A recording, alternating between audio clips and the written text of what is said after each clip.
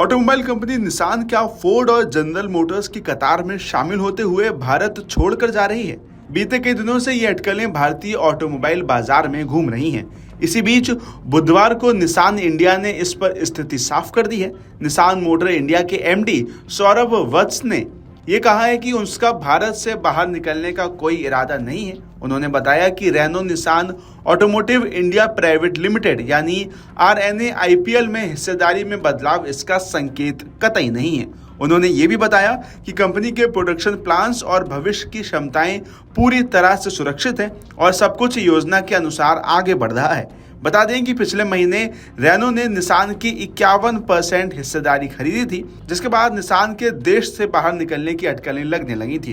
कहा जा रहा है कि निसान की योजना है कि वो 2027 की शुरुआत तक भारत में 3 नए वाहन लॉन्च करें। इसमें 2026 की पहली तिमाही तक एक 7 seater B segment MPV launch की जाएगी। इसके साथ ही 2027 की शुरुआत तक एक 5 सीटर और 7 seater C segment SUV launch होगी। कंपनी का लक्ष्य है कि इस वित्त वर्ष में वो देश और निर्यात दोनों के लिए 1 लाख यूनिट की बिक्री करे, जिससे उसका मल्टी प्रोडक्ट पोर्टफोलियो और भी मजबूत हो जाएगा।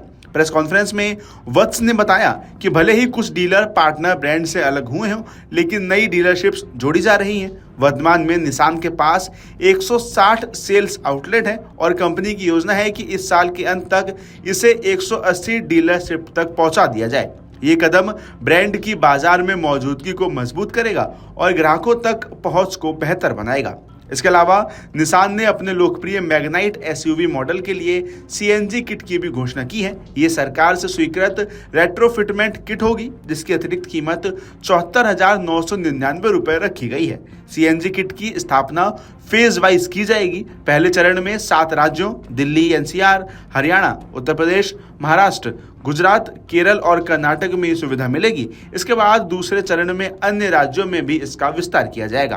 प्रेस कॉन्फ्रेंस के दौरान आरएनए आईपीएल को लेकर उठे सवालों का जवाब देते हुए वत्स ने कहा कि रेनो द्वारा निसान की 51% हिस्सेदारी खरीदने का मतलब ये नहीं है कि निसान भारत से हट रही है। आरएनए आईपीएल में हिस्सेदारी बदलाव को सिर्फ बिजनेस रिस्ट्रक्चरिंग के रूप में देखा जाना चाहिए। निसान की भारत में मौजूदगी 60 साल पुरानी है और कंपनी इस लंबे अनुभव को आगे भी जारी रखना चाहती है। निसान ने स्पष्ट कर दिया है कि वो भारत को एक रणनीतिक बाजार मानती है और यहाँ से न केवल घरेलू बिक्री बल्कि निर्यात भी मजबूत करना चाहती है। नई कारों की लॉन्चिंग, सीएनजी किट का विकल्प और डीलरशिप विस्तार, ये सभी कदम ये संकेत देते हैं कि निसान की नज़र लंबी अवधि की भागीदारी पर टिकी हुई है।